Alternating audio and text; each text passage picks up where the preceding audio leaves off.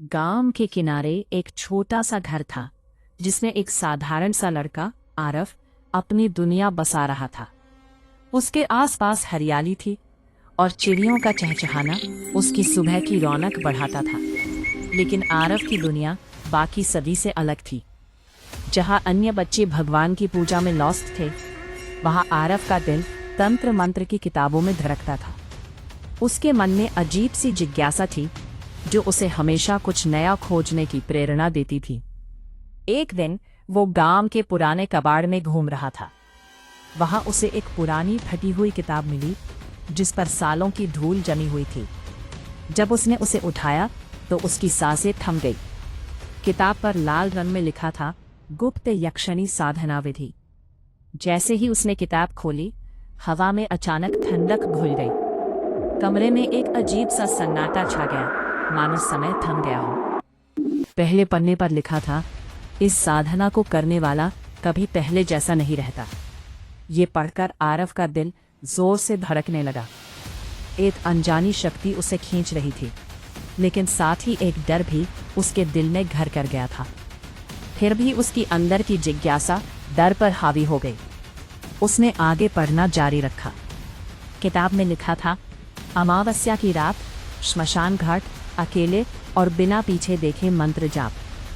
जैसे जैसे वो पढ़ता गया, उसकी आंखों में एक अलग चमक आ गई। उसे लगा, यही मेरा मौका है अपनी जिंदगी को बदलने का। आरव ने बिना ज्यादा सोचे विचारे मन में ठान लिया कि वह इस साधना को करेगा। लेकिन उसे इस बात का अंदाजा नहीं था कि वह क्या बुलाने जा रहा है। उसके दिल में उम्मीद और डर का एक जटिल मिश्रण था। वह अपनी जिंदगी की सबसे बड़ी चुनौती के लिए तैयार हो रहा था। इस निर्णय ने उसके जीवन को एक नई दिशा दी, लेकिन क्या वह इसके परिणामों का सामना कर पाएगा? ये प्रश्न उसके मन में कौंध रहा था। सुनसान रात का आगाज होते ही आरव ने अपनी साधना को अंजाम देने की ठान ली। उसके मन में खौफ और जिज्ञासा का संगम था, और वह जानता था कि अब पीछे लौटने का कोई रास्ता नहीं था।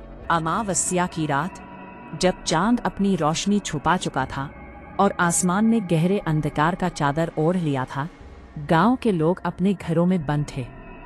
डर के साए में कोई भी बाहर निकलने की हिम्मत नहीं कर रहा था। लेकिन आरव अपनी जिज्ञासा और साहस के चलते श्मशान घाट की ओर बढ़ता चला गया। हवा में एक अजीब सी ठंडक थी, जैसे दिमाग में कोई सिहरन दौड़ रही हो। दूर से कुत्तों के रोने की आवाजें गूंज रही थी, मानो वे किसी भयानक घटना का आभास दे रहे हो। राह में चलते हुए आरव ने अपने दिल की धड़कन को काबू में रखने की कोशिश की, लेकिन वह तेज हो रही थी। अपने भीतर के डर को दबाते हुए वह श्मशान घाट पहुंचा। वहां उसे चारों ओर राख, जली हुई लकड़ियों और एक भयानक सन्नाटे का सामना करना पड़ा। उसने एक जगह पर जमीन पर घेरा बनाया, चारों ओर दीपक जलाए और मंत्र पढ़ना शुरू किया। ओम ह्रीम क्लीम यक्षिणी देवी आगच्छ आगच्छ। जैसे जैसे उसका मंत्र ऊंचा होता गया, हवा तेज हो गई और दीपक कांपने लगे। अचानक उसे अपने पीछे कदमों की आवाज सुनाई दी। आरव ने डरते हुए भी पीछे मुड़कर देखने की हिम्मत नहीं की, क्योंकि वह जानता था कि किताब में लिखा था, पीछे मत देखना। तभी एक ठंडी आवाज उसके कानों में गूंजी। आरव का दिल जोर से धड़कने लगा। वह धीरे धीरे घुटने तक चढ़ता गया, जैसे कोई अदृश्य शक्ति उसे खींच रही हो। फिर धुएं से एक आकृति बनने लगी। लंबे काले बाल, सफेद चेहरा और लाल चमकती आंखें। यक्षिणी सामने खड़ी थी। एक रहस्यमय मुस्कान उसके होठों पर थी। आरव ने डर और जिज्ञासा के बीच में खुद को पाया। वो जानता था कि यह उसकी जिंदगी का सबसे बड़ा निर्णय था। क्या वो अपने डर का सामना करेगा या इस भयानक रात को छोड़ देगा? उसकी आंखों में दृढ़ता का संचार हुआ। उसने यक्षिणी की आंखों में देखा और कहा, हाँ, मैंने तुम्हें बुलाया है। इस एक वाक्य ने न केवल आरव के डर को चुनौती दी, बल्कि उसे एक नई यात्रा पर भी ले जाने वाला था। इसकी शुरुआत यक्षिणी और आरव के बीच एक अनोखी पहली मुलाकात से हुई, जो उसे न केवल अपने डर का सामना करने का साहस देगी, बल्कि उसे उसकी असली शक्ति का एहसास भी कराएगी। एक चमकती हुई पूर्णिमा की रात थी जब आरव ने अपने दिल की धड़कनों को रोकते हुए यक्षिणी का सामना किया। उसकी आंखें चमकदार चांदनी की तरह थीं और उसकी मुस्कान में एक रहस्य छिपा था। यक्षिणी की आवाज मीठी थी, जैसे मधुर संगीत की लहरें, लेकिन उसके शब्दों में एक गहरी छाया थी जो आरव के अंदर डर की एक हल्की सी लकीर खींच रही थी। मैं तुम्हारी हर इच्छा पूरी कर सकती हूँ, उसने कहा। आरव ने कांपते हुए थोड़ी हिचक के बाद पूछा, सच में? यक्षिणी उसके करीब आई। उसकी उपस्थिति में एक अजीब सी शक्ति थी। हाँ, लेकिन एक शर्त है, वह धीरे से बोली। आरव का दिल तेजी से धड़कने लगा। क्या शर्त? उसने उत्सुकता से पूछा। यक्षिणी ने अपने नाजुक हाथों से चांद की ओर इशारा किया। हर पूर्णिमा की रात तुम्हें मुझे वो देना होगा जो मैं मांगूंगी। आरव ने एक पल भी नहीं सोचा। उसकी इच्छा शक्ति ने उसे इस अंधेरे सौदे के लिए राजी कर दिया। उसकी आंखों में उम्मीद की चमक थी। पहली पूर्णिमा आई जब यक्षिणी फिर से प्रकट हुई। इस बार उसने सिर्फ दूध और मिठाई मांगी।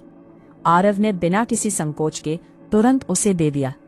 अगले ही दिन उसकी किस्मत बदलने लगी। पैसा, सफलता और हर काम में आसानी। आरव को लगा कि उसने जिंदगी जीत ली है, लेकिन वह नहीं जानता था कि असली डर अब शुरू हो रहा था। जितनी रातें बीतती गई, उतनी ही यक्षिणी की मांगें अजीब होती गईं। पहले तो यह महज मिठाई थी, लेकिन फिर उसने आरव से उससे कहीं अधिक की मांग की। एक रात उसने आरव से कहा, अब तुम्हें अपनी सबसे कीमती चीज देनी होगी। आरव का दिल एक बार फिर डर से भर गया। वो जान गया था कि उसने एक भयानक सौदा किया था। इससे पहले कि वह कुछ कह पाता, यक्षिणी के चेहरे पर एक मुस्कान खेल गई। डर मत करो आरव, तुम्हारी इच्छाएं एक कीमत पर पूरी होंगी, लेकिन तुम्हें यह समझना होगा कि हर इच्छा के पीछे एक छाया होती है। आरव ने अपने भीतर एक गहरी आवाज सुनी। उसे एहसास हुआ कि उसने जो सौदा किया था वो उसकी जिंदगी को पूरी तरह से बदल सकता था, लेकिन क्या वो इसकी कीमत चुका सकता था? उस रात चांद की रोशनी में आरव ने यक्षिणी को अपने सबसे गहरे डर के साथ देखा, और उसने पहली बार महसूस किया कि कभी कभी इच्छाओं का पूरा होना इंद्रधनुष का अंत नहीं, बल्कि एक नया अंधेरा युग की शुरुआत हो सकता है। समय जैसे एक धागे की भांति लंबा खिंच रहा था और आरव की जिंदगी एक गहरे अंधेरे में बदलने लगी थी। हर पूर्णिमा की रात जब चांद की रोशनी धरती पर एक सुनहरी परत बिछाती थी, यक्षिणी का आगमन होता। उसकी उपस्थिति हवा में एक अजीब सी खुराक भर देती, जैसे कि कोई अदृश्य शक्ति उसकी मांगों के इर्द गिर्द मंडरा रही हो। शुरुआत में उसने दूध मांगा, फिर मांस और अंत में जानवर। आरव ने अपने दिल की धड़कन को छुपा लिया, डर के साए में जीते हुए, परंतु अपने वादे का पालन किया। लेकिन एक रात जब चांद की किरणें और तेज हो गईं, यक्षिणी की आंखों में एक अजीब लालिमा समा गई। उसकी आवाज में गहरा बदलाव आ गया था, जैसे कि वो पहले से कहीं अधिक खतरनाक हो गई हो। आज मुझे कुछ अलग चाहिए, उसने धीरे से कहा। आरव का दिल जोर से धड़कने लगा। क्या? उसने घबराकर पूछा। यक्षिणी ने एक खौफनाक मुस्कान के साथ कहा, मुझे इंसान चाहिए। ये सुनकर आरव का शरीर कांपने लगा। उसके मस्तिष्क में एक हलचल मच गई। मैं ये नहीं कर सकता, उसने दृढ़ता से मना कर दिया। यक्षिणी की हंसी गहरी और गूंजती हुई थी। तुमने वचन दिया है। ये वचन जैसे उसके जीवन में एक अंधेरे साए की तरह लिपट गया। उस दिन के बाद आरव की जिंदगी एक खौफनाक मोड़ पर पहुंच गई। हर कोने में उसे साए दिखाई देने लगे। रातों की नींद उससे दूर भागने लगी। डर अब उसके साथ एक स्थायी साथी बन गया था। वो हर कदम पर महसूस करता था कि वो एक जाल में फंस चुका था, और यक्षिणी की मांगे उसे धीरे धीरे निगल रही थी। आरव की कहानी एक काली रात की गूंज बन गई, जहां उसका डर और यक्षिणी की शक्ति दो अजय बल बनकर उसके जीवन को एक नई दिशा में ले जा रहे थे। एक रात चांद की रोशनी में तैरते बादलों के बीच आरव अपने कमरे में बैठा था। उसकी आंखों में डर की छाया थी, जैसे उसके भीतर कोई काली साया पल रहा हो। कमरे की दीवारें उसके अकेलेपन की गवाह थीं, जो उसे हर पल घेर रही थी। वो थका हुआ था, लेकिन नींद उसके पास से गुजरी थी। अचानक कमरे का दरवाजा बिना किसी स्पर्श के अपने आप खुल गया। ठंडी हवा ने उसके चेहरे पर एक सिहरन दौड़ा दी, जैसे कोई पुरानी जान पहचान फिर से सामने आ गई हो। हवा ने दीवान पर रखा दीपक बुझा दिया और पूरा कमरा एक गहरे अंधेरे में डूब गया। अंधेरे में अचानक वही भयानक आवाज गूंजी, आज पूर्णिमा है। आरव ने कांपते हाथों से कहा, मैं कुछ नहीं दूंगा। उसकी आवाज में दृढ़ता थी, लेकिन भीतर की डरावनी भावना ने उसे कमजोर कर दिया। धीरे धीरे अंधेरे से एक आकृति बाहर आई, यक्षिणी। उसका चेहरा पहले से कहीं ज्यादा डरावना था। लाल आंखें जैसे आग में जलती और मुस्कान में एक खौफनाक चालाकी थी। उसने धीरे से कहा, तो आज मुझे तुम चाहिए। आरव का दिन तेजी से धड़कने लगा। वो भागना चाहता था, लेकिन उसके पैर जैसे जड़ हो गए थे। उसका शरीर बेजान हो गया था। उसकी आवाज भी कहीं खो गई। अंधेरा और भी गहरा हो गया, जैसे समय ठहर गया हो। फिर एक चीख गूंजी।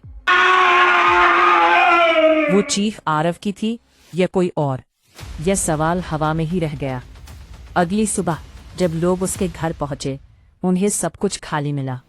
आरव वहां नहीं था, बस दीवार पर लिखा था, वचन निभाना पड़ता है। यह एक चेतावनी थी या एक वादा, कोई नहीं जानता था। लेकिन उस रात आरव की कहानी एक अनसुने रहस्य में बदल गई थी।